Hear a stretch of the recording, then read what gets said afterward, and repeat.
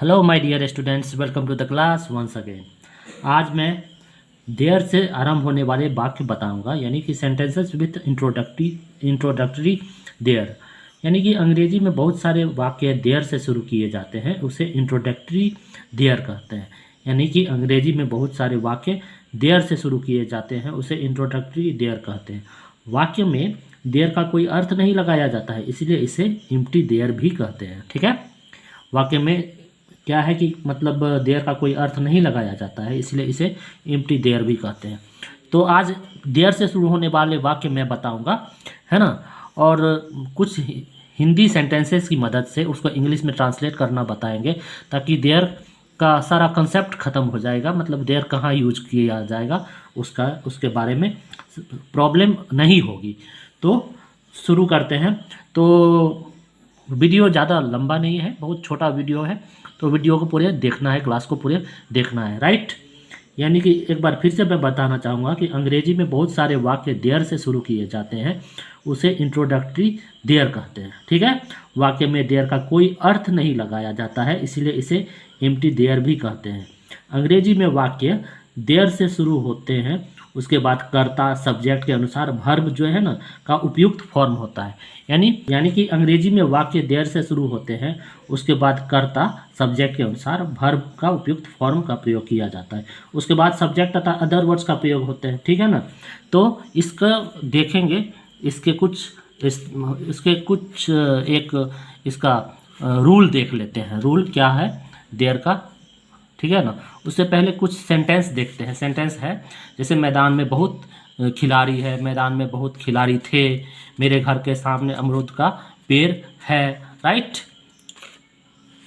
Next देख लेते हैं सेंटेंस, रमन और मुझ में कोई मित्रता नहीं है। रमन और मुझ में कोई मित्रता नहीं थी। एक कुत्ता है, एक कुत्ता था, किसी देश में एक राजा रहता था, मेरे घर के सामने एक पेड़ उग गया।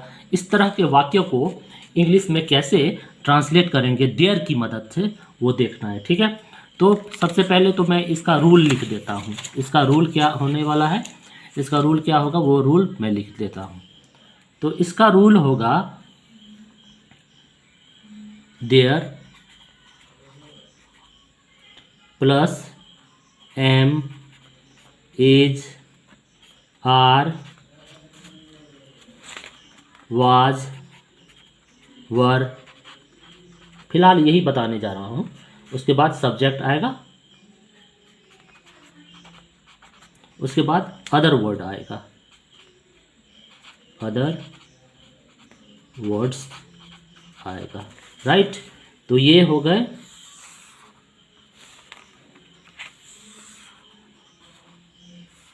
ये इसके नियम हो गए। अब देखेंगे कि बनेगा कैसे। जैसे मैदान में बहुत खिलाड़ी है, ठीक है ना, मैदान में बहुत खिलाड़ी है। तो क्या है, मैदान में खिलाड़ी बहुत खिलाड़ी है ना, बहुत खिलाड़ी है, तो बहुत इस पर ध्यान देना है, बहुत खिलाड़ी है, यानी कि ये बहुवचन है। तो देयर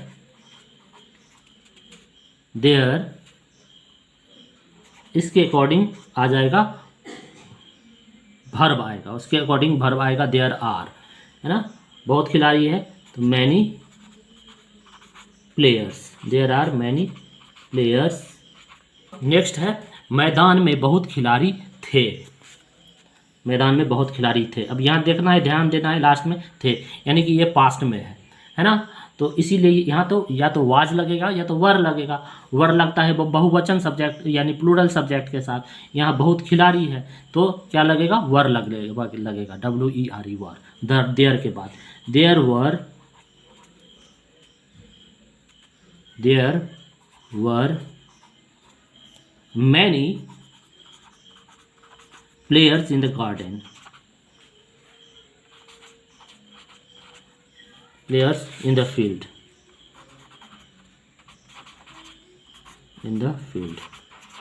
यहाँ भी इन द फील्ड ही होगा, गार्डन नहीं होगा, इन द फील्ड, राइट। अब मेरे घर के सामने अमरूद का पेड़ है, तो क्या होगा, देयर इज अ सब्जेक्ट क्या है इसमें, अमरूद का पेड़। There is a guava tree, guava tree मेरे घर के सामने ना, तो in front of my house. अब यही पास्ट टेंस में है, तो कैसे बनाएंगे, जैसे मेरे घर के सामने अमरूद का पेड़ था, ठीक है, तो बनेगा इसका there was a guava tree in front of my house, in front of my house, ठीक है। अब नेक्स्ट देख लेते हैं। रमन और मुझ में कोई मित्रता नहीं है, ये भी प्रेजेंट में है। रमन और मुझ में कोई मित्रता नहीं है, तो इसको कैसे बनाएंगे, रमन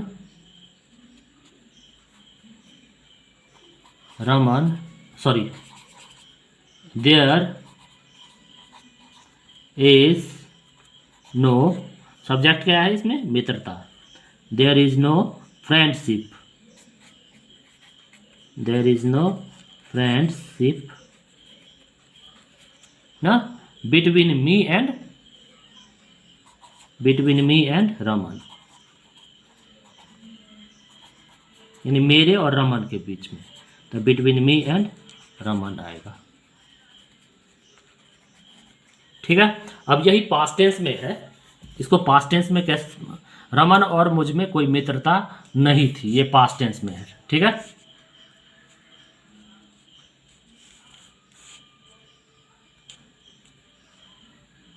तो there was no friendship, there was no friendship between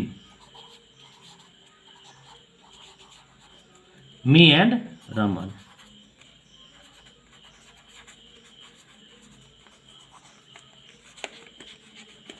ठीक है। अब देखेंगे एक कुत्ता है, ठीक है, एक कुत्ता है, इसको कैसे बनाएंगे, तो देयर, यहाँ है इसलिए इज, एक कुत्ता, तो a dog, there is a dog. अब इसी को पास्ट टेंस में कैसे बनाएंगे, एक कुत्ता था, तो there was a dog, there was a dog, right. अब देखेंगे ध्यान से, कुछ इंट्रांजिटिव वर्ब वाले सेंटेंस भी इंट्रोडक्टरी देयर से शुरू होते हैं। अब इंट्रांजिटिव वाले वर्ब कौन से हैं, देख लीजिए, जैसे इंट्रांजिटिव वाले वर्ब, जैसे यहाँ रहता था, ये इंट्रांजिटिव वर्ब है। जैसे उग गया, इंट्रांजिटिव वर्ब है। जैसे फैल गई, इंट्रांजिटिव वर्ब है ना। आया, इंट्रांजिटिव वर्ब है। अब इसमें देयर का क्यों प्रयोग होगा, इसमें देयर का इसीलिए प्रयोग होगा, इसमें सब्जेक्ट सेंटेंस के बीच में रहता है ना। जैसे यहाँ एक राजा बीच में है, या किसी देश में एक राजा रहता था, है ना। जैसे मेरे घर के सामने एक पेड़ उग गया, यहाँ एक पेड़ बीच में है, सब्जेक्ट। यहाँ अफवाह फैल गई, सब्जेक्ट बीच में है यहाँ। जैसे यहाँ जादूगर है, सेंटेंस के बीच में है। तो इस और इंट्रोडक्टरी वर्ब भी इसमें है लगा हुआ, इंट्रोडक्टरी वर्ब। तो इस प्रकार के सेंटेंस में क्या है कि देयर से शुरू होता है, इस प्रकार का सेंटेंस। यानी कुछ इंट्रांजिटिव वर्ब वाले सेंटेंस भी इंट्रोडक्टरी देयर से शुरू होते हैं। देखेंगे ध्यान से, जैसे किसी देश में एक राजा रहता था, एक राजा रहता था ना, तो देयर, उसके बाद क्या आएगा, रहता था, lived, there lived a king, there lived a king in a country, right.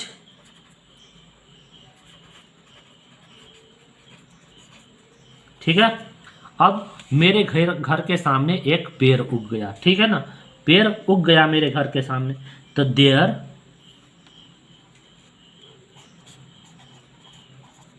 Grey, GREW, grey, कौन चीज होगा, पेड़, एक पेड़, देयर ग्रे ए ट्री, मेरे घर के सामने, तो in front of my house,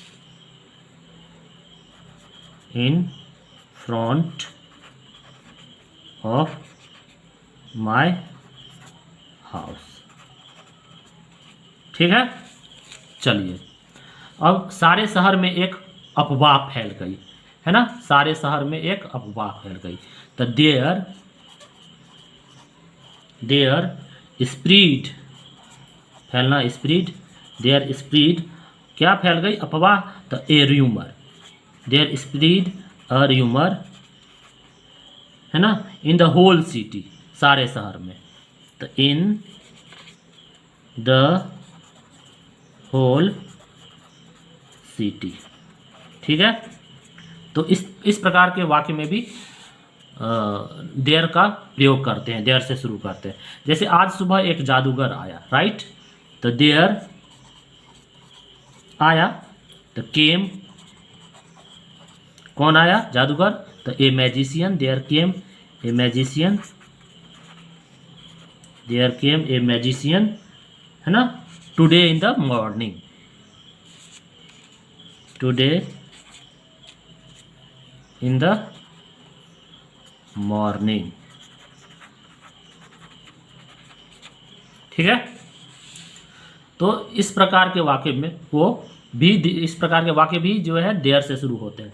तो कुछ होमवर्क है, 3 या 4 मैं सेंटेंस देने जा रहा हूँ, उसको आपको कमेंट बॉक्स में कमेंट जरूर करना है, राइट। उसको देयर मतलब वो सेंटेंस देयर से शुरू होगा। जैसे यहाँ पर कुछ समस्याएं हैं, यहाँ पर कुछ समस्याएं हैं, ठीक है, इसको इंग्लिश में ट्रांसलेट करना है। जैसे यहाँ काफ़ी जगह है, यहाँ काफ़ी जगह है, ठीक। और एक और दे रहे हैं, इस जंगल में शेर रहता है, इस जंगल में शेर रहता है, ठीक है। तो इसको इंग्लिश में ट्रांसलेट जरूर करना है और कमेंट बॉक्स में ज़रूर इसको ट्रांसलेट करके कमेंट बॉक्स में डाल देना है। तो आज के लिए बस इतना ही। जो मेरे चैनल पे नए हैं वो मेरे चैनल को ज़रूर सब्सक्राइब कर दें, क्योंकि तो इसको ज़रूर देख लेंगे। तो आज के लिए बस इतना ही, धन्यवाद।